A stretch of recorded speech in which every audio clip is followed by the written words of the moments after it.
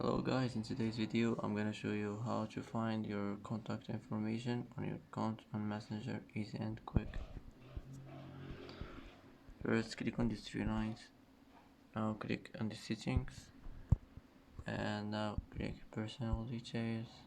Click personal details. Here as you see you will find your contact information, and that's it. That's how to find your contact information on your account center, on your account on Messenger easy and quick, and that's it. And that's it for today's video. If you like this video, don't forget to like and don't forget to subscribe.